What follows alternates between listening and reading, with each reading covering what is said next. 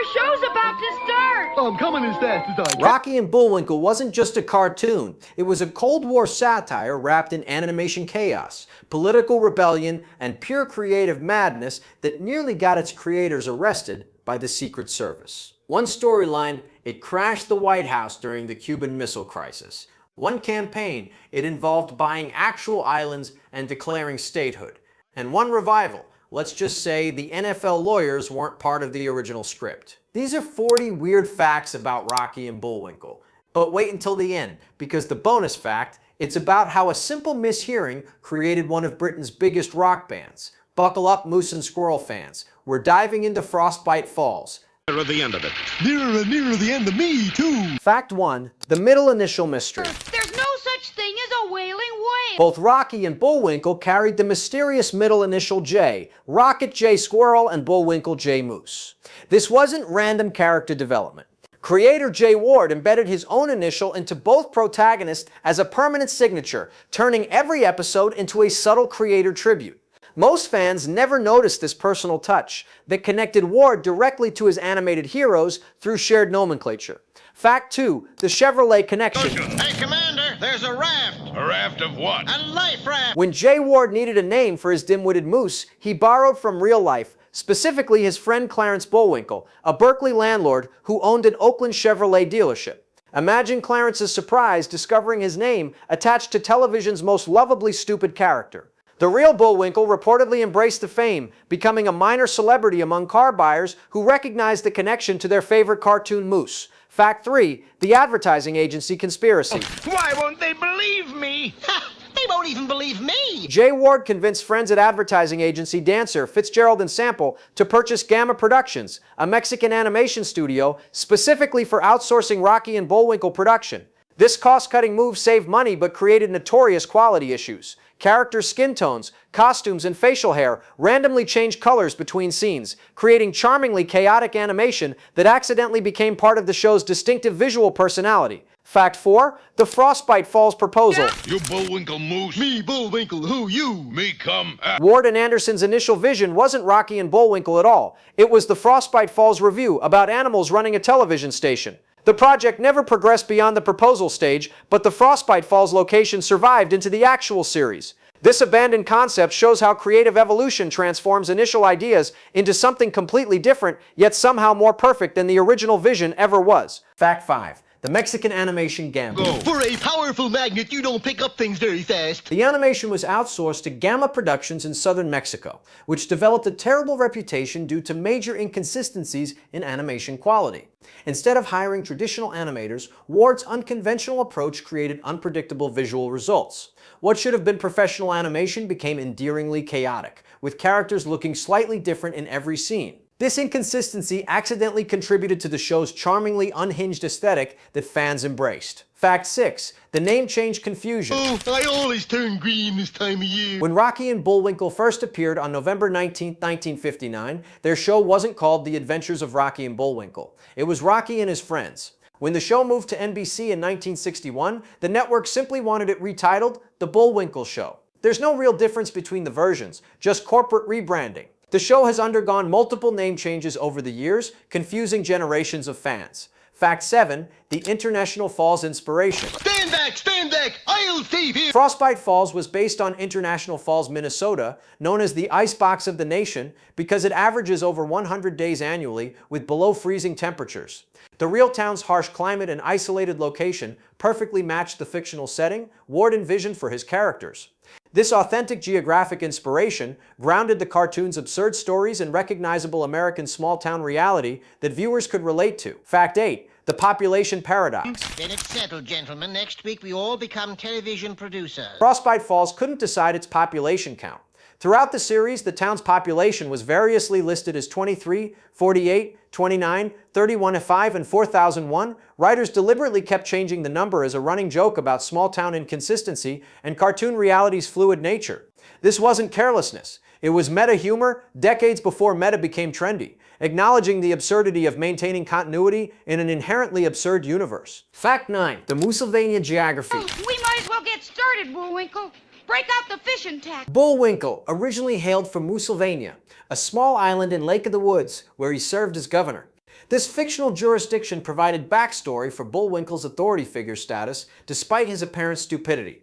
The geographic specificity of Lake of the Woods, a real location straddling Minnesota, Ontario, and Manitoba, added authentic regional flavor to an otherwise absurd biographical detail that explained Bullwinkle's occasional leadership moments. Fact 10. The voice acting virtuoso. Don't worry, Bullwinkle. We're sure to get a bite. That's what I'm worried about. June Foray performed double duty as both Rocky the Flying Squirrel and Natasha Fatal, the Potsylvanian spy.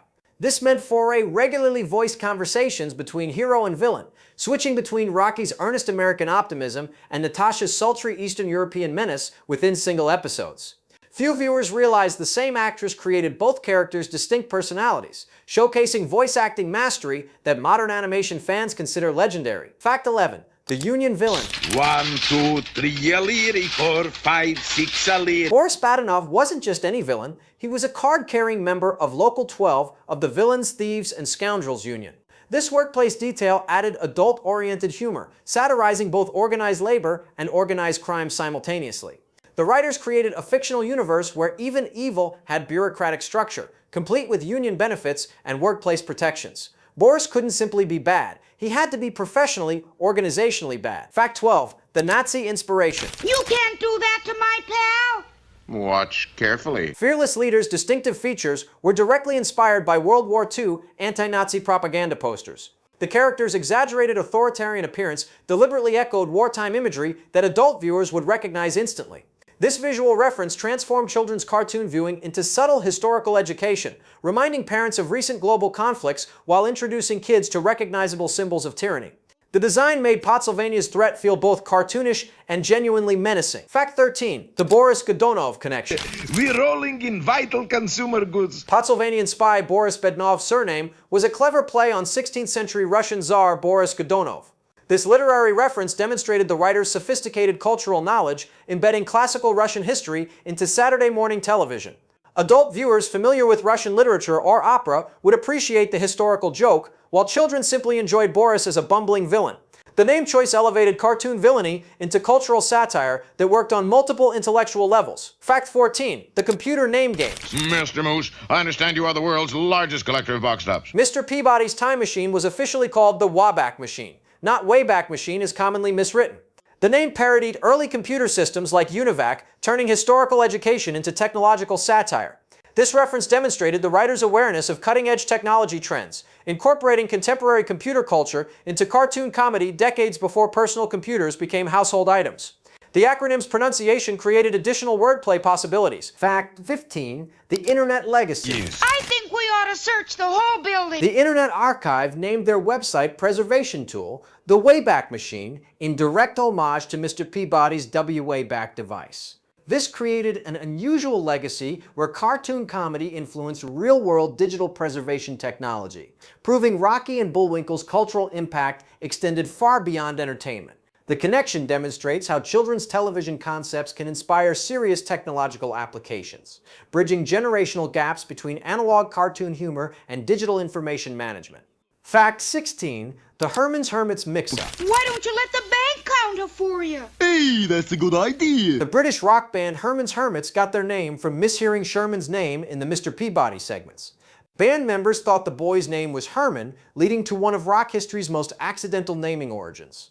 This mistake connected American cartoon comedy to British invasion music in ways neither creators nor musicians intended.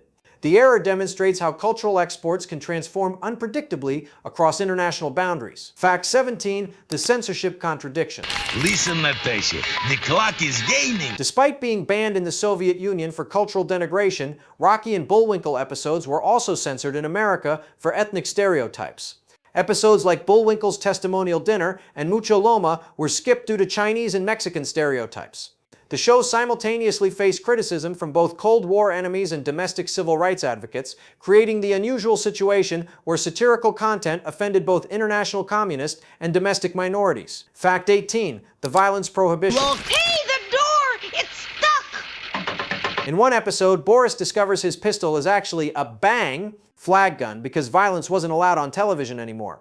This meta-commentary acknowledged network censorship policies while staying within broadcast standards. The writers cleverly addressed television violence restrictions by making the limitation part of the story itself, turning censorship into comedy while commenting on the absurdity of cartoon violence policies that affected even obviously harmless animated mayhem. Fact 19, the anti-gravity inheritance. This must be the wrong key. It's open. One storyline featured Bullwinkle inheriting a mine on Mount Flatten filled with upsidasium, a fictional anti-gravity metal that made the entire mine float. This absurdist premise allowed writers to explore themes of inheritance, responsibility, and unintended consequences while maintaining complete cartoon logic. The floating mine concept predated modern science fiction gravity manipulation tropes, introducing complex scientific concepts through pure imaginative storytelling that felt educational and ridiculous. Fact 20, the cake-fueled discovery. What are you doing out there? Just hanging around. The very first Rocky and Bullwinkle storyline involved their grandmother's cake recipe accidentally creating amazing rocket fuel. This origin story established the show's fundamental premise that ordinary domestic activities could generate extraordinary adventures. The cake-to-rocket fuel transformation represented the series' core philosophy. Everyday American life contained hidden potential for both greatness and chaos, with simple solutions often solving complex problems by accident. Fact 21. The box-top economy. Well, gentlemen, you'll never find the box-top counterfeiters at this rate. One storyline featured the global economy depending entirely on box-top refunds, with Boris and Natasha attempting worldwide economic destruction through counterfeit box-tops. This premise satirized both consumer culture and international economic vulnerability simultaneously. The writers created a fictional economic system based on breakfast cereal promotions, then showed how easily such systems could collapse under coordinated attack, working as both children's adventure and adult economic commentary. Fact 22. The NFL Super Bowl shotgun. It's a great success, Rocky. The paper's selling like hotcakes. A 1981 revival was canceled because the NFL objected to the Super Bowl parody that featured actual team owners being mocked and Boris fixing championship games. The league's lawyers successfully shut down production, proving that cartoon satire could still threaten powerful institutions decades after the original series. This incident demonstrated that Rocky and Bullwinkle's satirical edge remained sharp enough to cause real-world legal consequences targeting contemporary sports culture. Fact 23. The Disney revival attempt. The Picayune pot can now be found buried 6 foot underground. Another revival attempt took place at Disney in the mid-1980s, developed by Tad Stones and Michael Peraza Jr. The project never materialized into actual episodes, showing how difficult it was to recapture the original series' unique satirical tone and political edge within Disney's family-friendly corporate environment.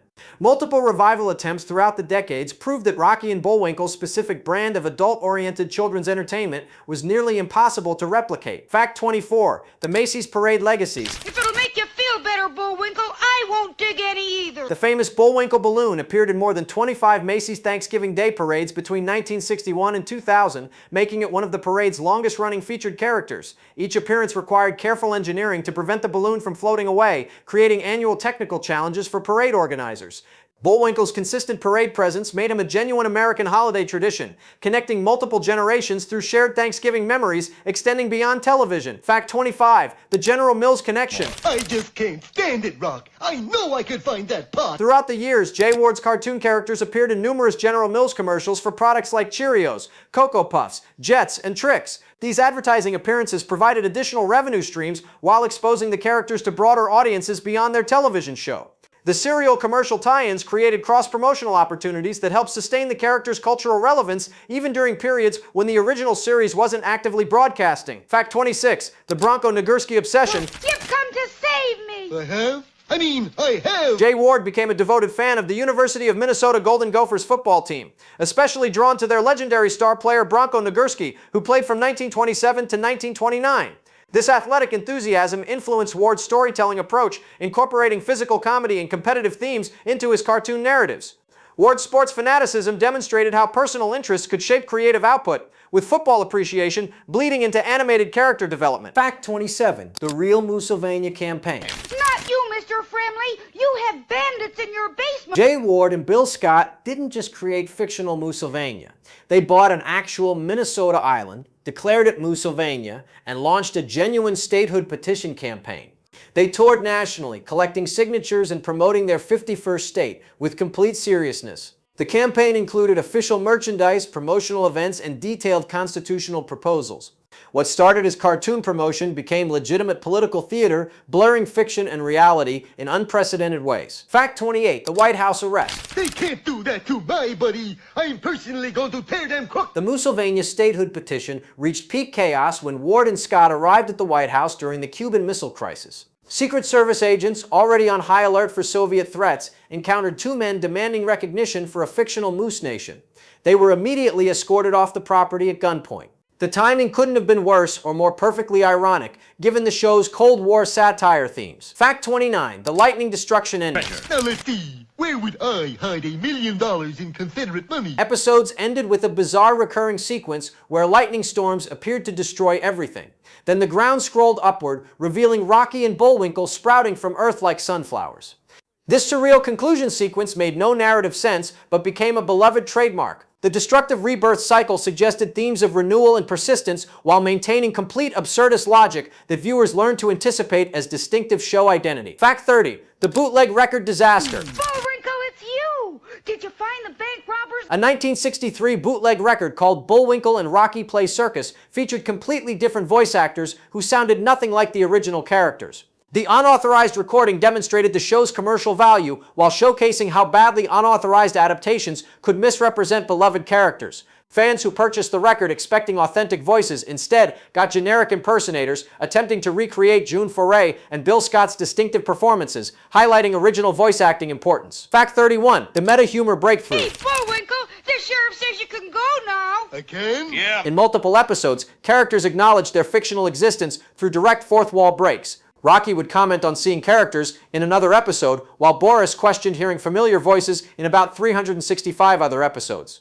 This self-referential humor predated modern meta-comedy by decades, showing writers' awareness of serialized television conventions. The characters' acknowledgement of their fictional status created unprecedented intimacy between cartoon figures and audiences, establishing revolutionary animated storytelling. Fact 32, the sophisticated adult appeal. Run for it, Honeyboy. Run for what? Run for your life. The show was deliberately designed with sophisticated humor appealing equally to adults and children, featuring social satire, political commentary, cultural references, and meta-humor that consistently operated on multiple intelligence levels simultaneously.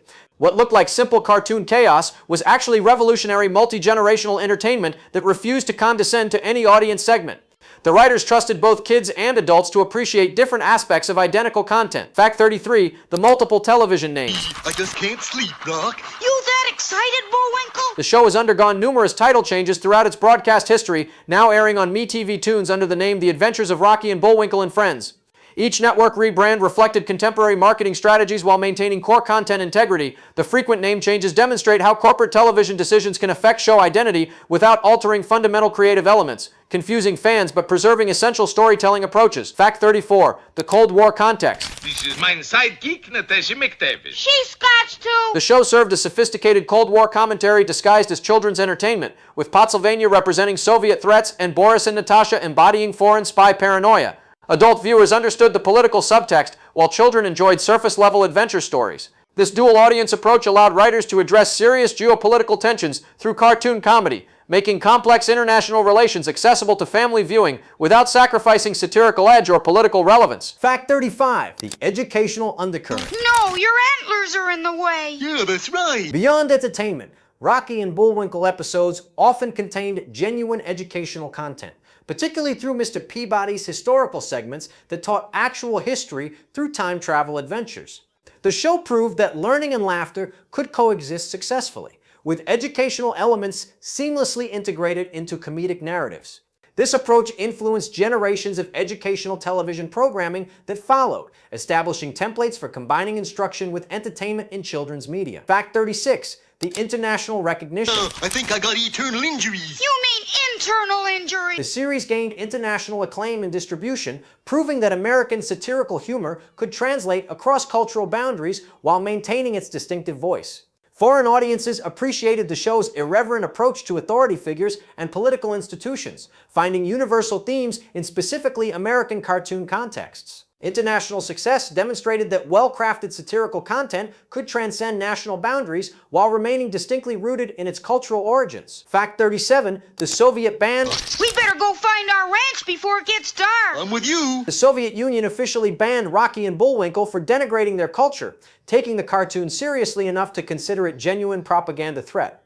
This governmental response validated the show's satirical effectiveness while creating international incident over children's television programming. The ban demonstrated that even animated comedy could be perceived as legitimate political commentary, dangerous enough to warrant official censorship by world superpowers threatened by American cultural exports. Fact 38, the network battle. Remember who puts bread in your mouth. Sponsor. Various television networks struggled with the show's political content, requiring constant negotiations between creators and broadcast standards departments. Episodes underwent scrutiny for political references, satirical targets, and potentially controversial material that might offend viewers or advertisers. These battles reflected broader tensions between creative freedom and commercial television constraints, with Rocky and Bullwinkle serving as battleground for determining acceptable limits of satirical content. Fact 39, the advertiser concern. But we're over this way. You're shooting in the opposite direction. Corporate sponsors occasionally objected to episodes that satirized business practices, consumer culture, or specific industries, creating conflicts between creative integrity and commercial viability.